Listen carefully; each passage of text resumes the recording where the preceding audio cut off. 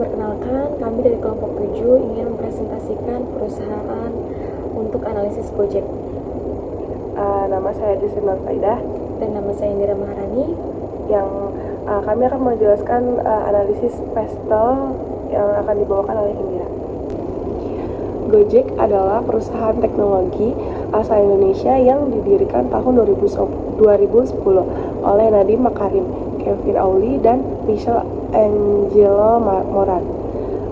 Awalnya hanya layanan Gojek online, kini berkembang menjadi super apps dengan berbagai fitur seperti GoRide, GoCar, GoFood, GoSend, dan GoPay. Gojek membantu memudahkan aktivitas masyarakat, membuka lapangan kerja, serta mendorong pertumbuhan ekonomi digital Indonesia. Sekarang Gojek menjadi bagian dari GoTo Group bersama Tokopedia. Nah, di sini saya akan menjelaskan analisis pestel dari perusahaan Gojek. Yang pertama itu ada politik. Pemerintah Indonesia mendukung ekonomi digital dan transportasi daring, tapi ada regulasi ketat soal izin operasional Gojek online dan pajak perusahaan. Nah, yang kedua ini ada ekonomi. Pertumbuhan ekonomi digital dan banyaknya pengguna smartphone membantu Gojek berkembang. Namun, inflasi dan kenaikan harga BBM bisa menambah biaya operasional.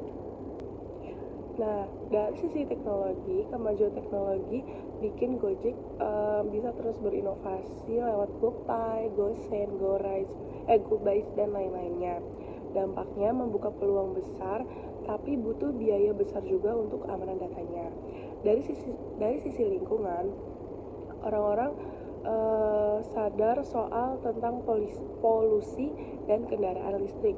Dampaknya, Gojek bisa tampil sebagai perusahaan ramah lingkungan lewat program Go Greener.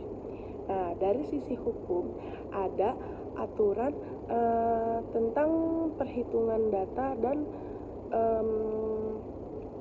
status mitra driver. Dampaknya Gojek lebih dipercaya, tapi harus terus menyesuaikan sistemnya supaya legal.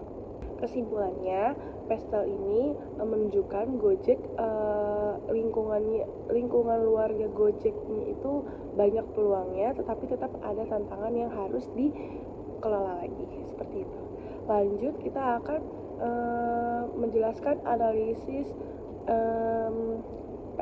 EVAS yang akan dijelaskan oleh teman saya. Nah, di sini saya akan menjelaskan bagian dari EVAS.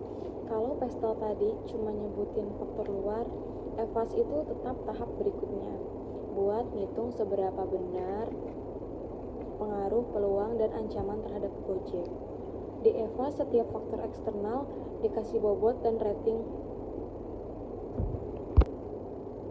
Nah, di sini saya akan menjelaskan bagian EVAS. Kalau pestel tadi nyebutin faktor luar, EVAS itu ngukur seberapa besar pengaruh, peluang, dan ancaman ke Gojek. Setiap faktor dikasih bobot dan rating, terus hasilnya 3,15. Artinya, Gojek bisa manfaatin peluang luar dengan baik, terutama dari sisi teknologi dan dukungan pemerintah. Di sini saya mau jelasin analisis EV. Nah, kalau EVAS tadi itu mengukur faktor dari luar. Kalau EVAS ini mengukur dari kekuatan dan kelemahan dari dalam Gojek.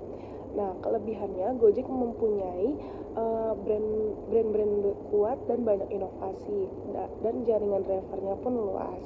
Tapi ada juga kelemahannya, kayak tergantung banget sama teknologi dan persaingan harganya. Total skornya itu 3,30, yang artinya Gojek kuat secara internal dan siap bersaing. Nah, itu dia penjelasan dari kita tentang analisis Gojek, matriks EVAS, pestel, dan EV. Sekian dari kami. Terima kasih sebelumnya, mohon maaf. Wassalamualaikum warahmatullahi wabarakatuh.